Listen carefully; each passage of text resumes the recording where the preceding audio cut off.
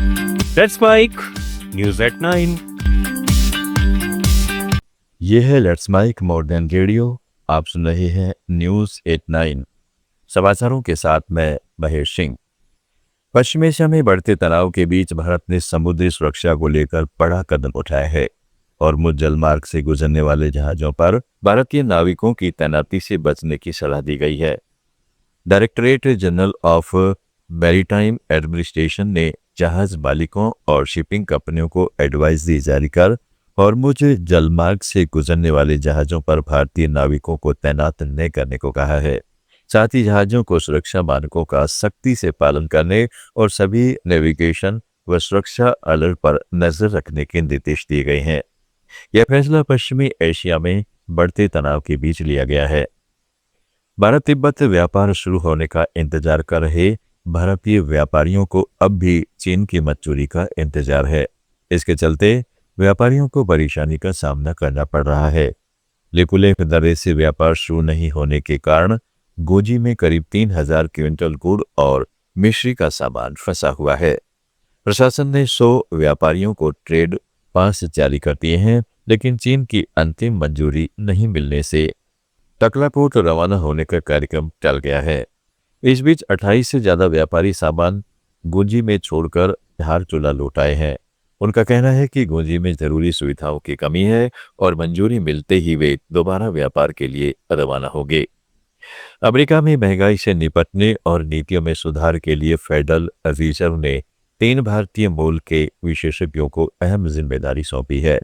Federal reserve के chairman Kevin Warsh ने 5 नई टास्क फोर्स का गठन किया है, जिनमें आरबीआई के पूर्व गवर्नर रघुराम राजन, भारतीय अमेरिकी अर्थशास्त्री राज जेटली और माइक्रोसॉफ्ट की वरिष्ठ अधिकारी आशा शर्मा को शामिल किया गया है। रघुराम राजन बैलेंस शीट नीति से जुड़े पैनल में काम करेंगे, जबकि राज जेटली आर्थिक आंकड़ों और नीति निर्माण पर केंद्रित टास्क फोर्स का नेतृत्व करेंगे। आशा शर्मा उत्पादकता और रोजगार से जुड़ी समिति का हिस्सा होगी। फेडरल रिजर्व का कहना है कि इन विशेषज्ञों की मदद से महंगाई पर काबू पाने और मौद्रिक नीति को अधिक प्रभावी बनाने की दिशा में काम किया जाएगा। अमेरिका में एक भारतीय मूल के व्यक्ति पर धार्मिक आधार पर हमला हुआ है। हैदराबाद के तोलीचौकी निवासी सैयद सोहेल उद्दीन, जो यूटा के वैली फेयर मॉल में काम कर रहे थे, उन्हें पीटर माइकल लार्सन नामक व्यक्ति ने चाकू से कई बार घायल किया। हमलावर ने पुलिस को बताया कि मुस्लिम होने के कारण उन्हें निशाना बनाया गया और वे सभी मुसलमानों को मारना चाहता है। सोहेल उद्दीन की हालत गंभीर बताई जा रही है, जिनके कई ऑपरेशन हुए हैं। लार्सन पर हत्या के प्रयास का आरोप लगा है और उसे जेल भेज दिया गया है। भारतीय वाणिज्य दूतावास परिवार से संपर्क में है और मामले की निगरानी कर रहा है। भारत ने नेपाल के सोलू खुम्बू में मठ निर्माण के लिए 3 करोड़ 80 लाख नेपाली रुपए की मदद दी है। नेपाल के सोलू खुम्बू जिले में, जो एवरेस्ट का प्रवेश द्वार भी माना जाता है, भारतीय सहायता से न्यांगुर नेंगमा पालयुल धोंगांग छोलिंग मठ का शिलान्यास किया गया। भारतीय दूतावास के अनुसार यह high impact community development project के तहत लगभग 3 करोड़ 30 लाख नेपाली रुपए की लागत से बन रहा है, जिसे लिखू पाइक रूरल म्यूनिसिपैलिटी के जरिए लागू किया जाएगा। यह सोलू खुम्बू में भारत का 6ठा ऐसा प्रोजेक्ट है।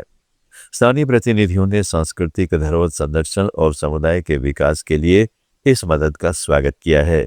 यह दोनों देशों के बीच लंबे समय से चली आ रही विकास साझेदारी का हिस्सा है। और अब चलते चलते बात भारतीय अमेरिकी छात्रा रिद्धि चौहान की। महज 17 साल की रिद्धि ने अमेरिकी नौसेना के जूनियर प्रशिक्षण कार्यक्रम में बड़ी उपलब्धि हासिल की है। क्वींस के Benjamin N Cardozo high school में ज्यादातर साथी सहपाठी स्कूल की नियमित दिनचर्या में व्यस्त रहते हैं। वहीं रिद्धि चौहान सुबह 7 बजे से पहले स्कूल पहुंचकर 4 दिन हफ्ते में लगभग 300 सेकंड्स की टुकड़ी का नेतृत्व करती है। Navy junior reserve officers training corps unit की बटालियन कमांडिंग ऑफिसर के रूप में वे ट्रेनिंग, ड्रिल प्रैक्टिस, मेंटरिंग और यूनिट के दैनिक कार्यों की जिम्मेदारी संभालती है। आप सुन रहे थे let's mic more than radio. Follow कीजिए हमें हमारे सोशल मीडिया प्लेटफॉर्म्स पर।